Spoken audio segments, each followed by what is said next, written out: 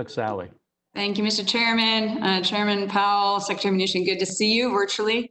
I want to talk about China. As we know, they unleashed this virus on America and the world with their classic communist cover-up, deception, continued propaganda campaign, costing now over 90,000 American lives, 35 million Americans losing their jobs so far. We don't know who patient zero is. They destroyed samples. They silenced doctors. They kicked out journalists. Impacted international travel to seed this, and their reckless behavior continues to be at the root of all this.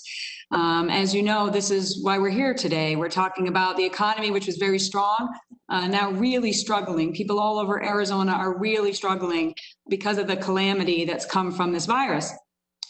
So I want to, I don't think anybody, I should say, actually, let me just ask, I don't think either of you think there's any reason that we should be rewarding China or Chinese state-owned enterprises or individuals or entities that want China to prosper as we implement these massive initiatives to support the American economy. Is it fair to say neither of you want that to happen? That's correct. Chairman Powell? Senator McSally, that's really not a question for me. You know, we're at the economic response to this. I know, but none of us as Americans want to see, China or Chinese-owned enterprises prospering. So I want to talk about a company called BlackRock. On March 24th, the Federal Reserve Bank of New York retained BlackRock as the financial agent to operationalize and transact with primary dealers in the primary market corporate credit facility and the secondary market corporate credit facility. As you know, these facilities serve as markets for companies to sell bonds and obtain loans during this situation, this downturn. Typically, there's a competition, a competitive bidding process, but BlackRock was selected for this one. As you probably know, BlackRock is one of the leading investment banks in Chinese funds, including helping Chinese companies list and go public on American stock exchanges. Chinese companies listed on American exchanges are prohibit the Public Company Accounting Oversight Board, or the PCAOB, from reviewing their audit reports. On BlackRock's website, they have a page titled 5 Myths and Realities About Investing in China. According to BlackRock, one of the biggest myths about China is that Chinese state-owned enterprises don't control their economy. BlackRock even tries to back that up with data. I won't go into all of it, but it's ridiculous. BlackRock's ode to China doesn't mention anything about human rights abuses, military responses to the Hong Kong democracy protests, or even that the country is ruled by a communist party. Ironic that one of the world's largest investment banks and allegedly a staple of free markets neglects to mention the fact that communists actually run China, and all while refusing to invest in a number of legitimate and legal industries here in America, but that's a separate issue.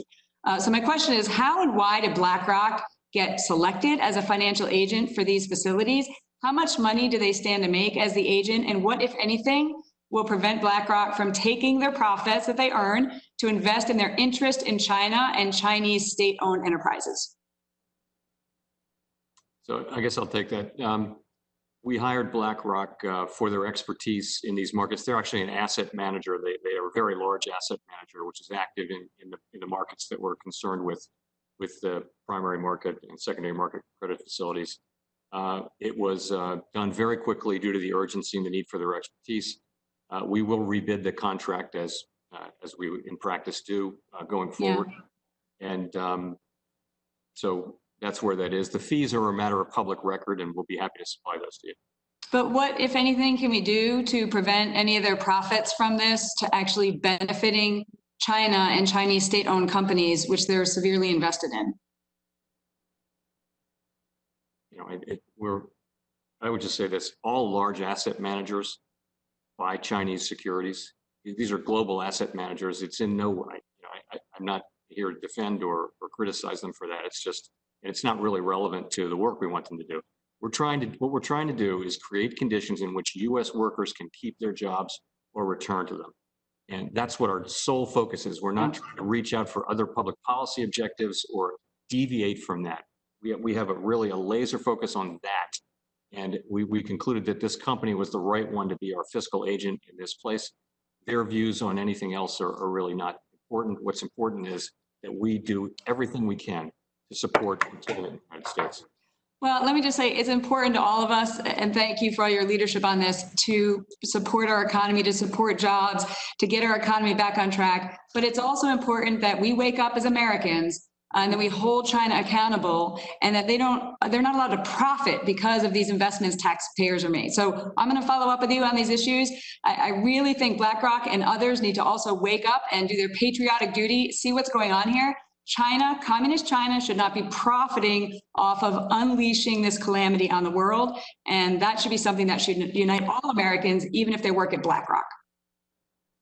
Thank you. Senator Jones.